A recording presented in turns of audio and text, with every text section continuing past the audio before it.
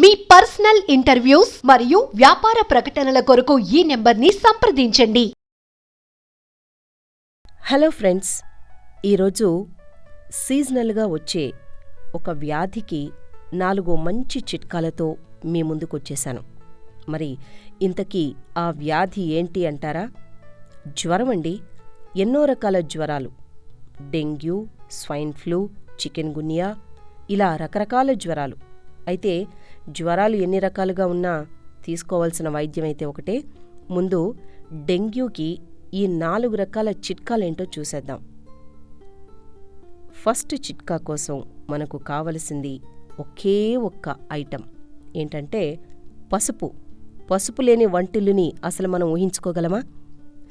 ఈ పసుపుని ఒక గ్లాసుడు గోరువెచ్చటి నీటిలో ఒక చిటికెడు కలుపుకొని చక్కగా మిక్స్ చేసి ప్రతిరోజు ఉదయాన్నే ఖాళీ కడుపుతో తాగండి.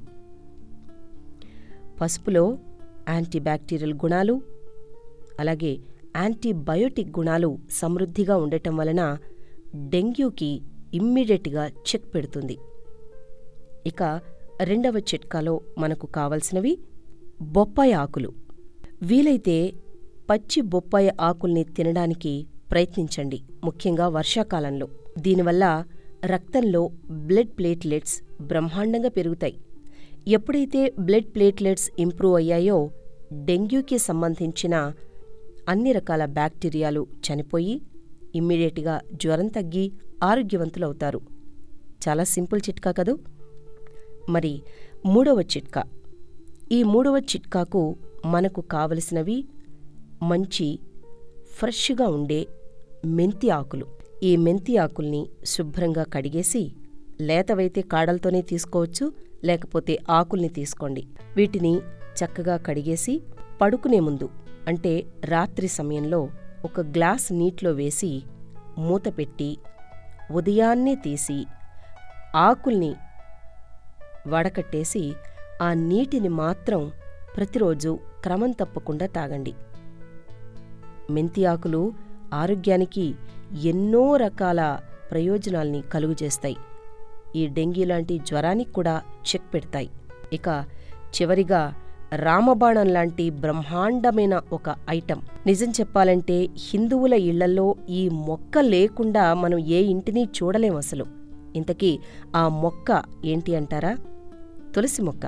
ఖచ్చితంగా దైవత్వ లక్షణాలు, పవిత్రత కలిగిన ఈ మొక్క ప్రతి ఇంట్లో ఉండి తీరాల్సిందే. మరి ఈ తులసి ఆకుల్ని ఒక గ్లాసుడు గోరువెచ్చటి నీటిలో వేసి చిటికెడు మిరియాల పొడిని కూడా కలుపుకుంటే ఇంకా మంచిది.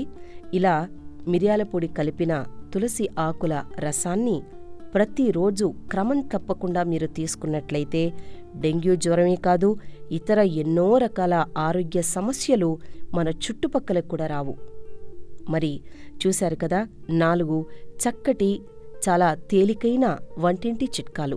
ఈ సీజన్లో జ్వరాలు తప్పకుండా ఎంత జాగ్రత్త పడినా వస్తూ ఉంటాయి. మరి ఈ తేలికైన చిట్కాల్ని పాటించండి, చక్కటి ఆరోగ్యాన్ని మీ సొంతం చేసుకోండి.